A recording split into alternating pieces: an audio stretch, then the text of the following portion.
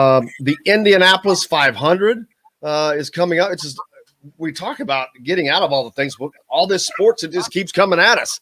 We got the Indy 500 coming up, which 135,000 people are going to be allowed in. I saw something that it's not driving hotel sales, which it's not a big shock because I'm assuming the majority of those 135,000 tickets are going to be sucked up by corporate, by people that in the region already, and things like that. And it's going to take a while just to get back to normalcy of all of that too. But just the fact of having things like that is a step in that direction, and it's fun for us to get out and see. Hopefully, those of us in the Indianapolis area will get to see the race. Has anybody? I looked on my DirecTV on my guide yesterday. I went through all the way to Sunday during the race window, and it has it listed as being on.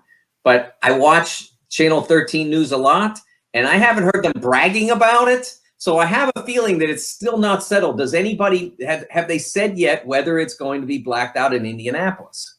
I think that they're going to wait until the last second possible to get as many ticket sales as possible. I don't know how long you can wait though.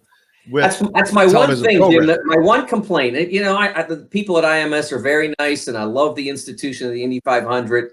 But in 2021, it's just not right that you ask the community to support this this month-long celebration and then say, oh, by the way, you can't watch. I have a hard time with that. I know they want to sell as many tickets as possible, but I don't think there are many people sitting there saying, unless it's a bad weather day, I don't think there are many people sitting there saying, I'm going to just watch it at home. I'm not going to go. If you want to go, you're going to go. I mean, if you want that experience, you're going to go. And if you don't, if you want to be involved in the race, but being there with the noise and everything isn't your thing, and that's I just don't see any reason why the Indy 500 holds itself out from what has become really the modern way of being in the sports business, which is you put the event on TV and you make the money from that, as well as you sell the tickets and the hot dogs and all that for those people who want to be a part of it. I think we've seen since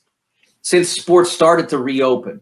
I remember reading a lot of articles when the pandemic was fairly fresh about how, people won't go back. And look at this survey says people won't go back. And I'm like, man, as soon as they flick open those doors and people feel safe, they're going to be flooding the place. And that's exactly what you're seeing. The vaccinated sections at the Knicks game and the Islanders game, I think more people should have the courage to do that because it encourages people to get vaccinated, encourages to get back to normalcy sooner.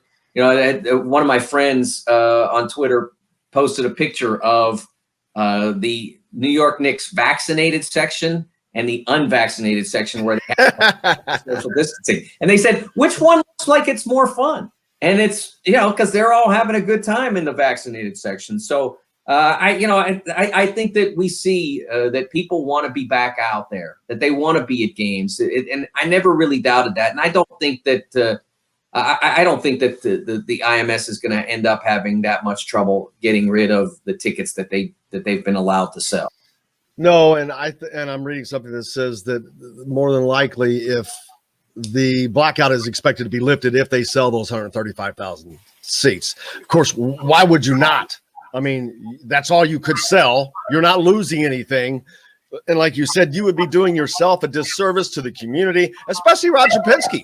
He's the new owner of this track. You can't come in and alienate the community of the greatest racing facility in the world, which I know that he wouldn't do that. But it's only been lifted 4 times. Last year was only the 4th time that it was ever lifted.